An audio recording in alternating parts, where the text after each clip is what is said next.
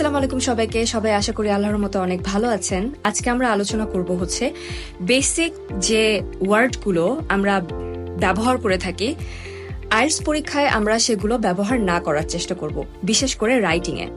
আমরা but, so, also, because, get, start এই ধরনের শব্দগুলো না মানে অনেক লো ব্যান্ড স্কোর এবং এত বেশি ব্যবহার করে থাকি যে এটা আমাদের রাইটিং এর স্টাইলটাকে একটু বেশি অ্যাভারেজ করে দেয় বা আমাদের কথা বলার স্টাইলটাকেও একটু অ্যাভারেজ করে দেয়।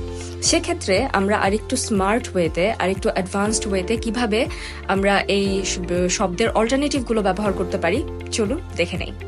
নাম্বার 1 হচ্ছে বাট, আর বাটের পরিবর্তে আমরা দিতে পারি হচ্ছে হাউ এভার।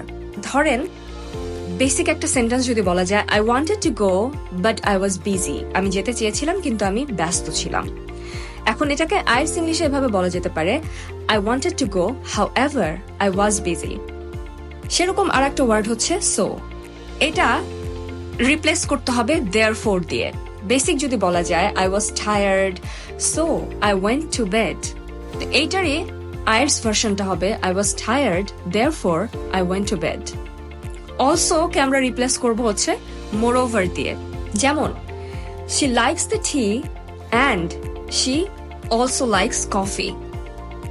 এটা আমরা আইএলটিএস ইংলিশে বলতে পারি, she likes the tea moreover she enjoys coffee. She likes the tea and she also likes coffee, এই কথাটা ইংরেজির দিক দিয়ে ঠিক আছে, কোনো ভুল নেই, কিন্তু এটা অ্যাভারেজ।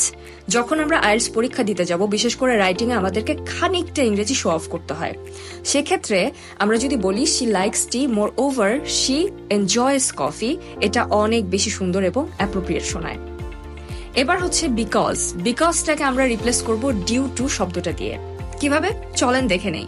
এটার বেসিক ভার্সনটা যদি এমন হয়, I stayed home because it was raining.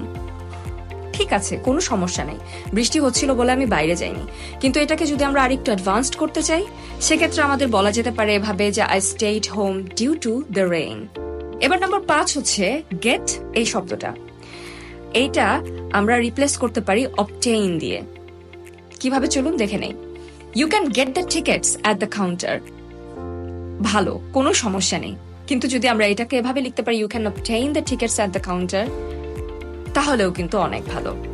এবার হচ্ছে স্টার্ট, এটার ইংরেজি স্টার্ট হিসেবে আমরা এত বেশি ব্যবহার করি যে এটার যে আরো অনেক চমৎকার শব্দের অল্টারনেটিভ আছে আমরা হয়তো সেটা জানি না বা জানলেও ভুলে যাই। তাহলে এটাকে আমরা এখন কিভাবে রিপ্লেস করতে পারি?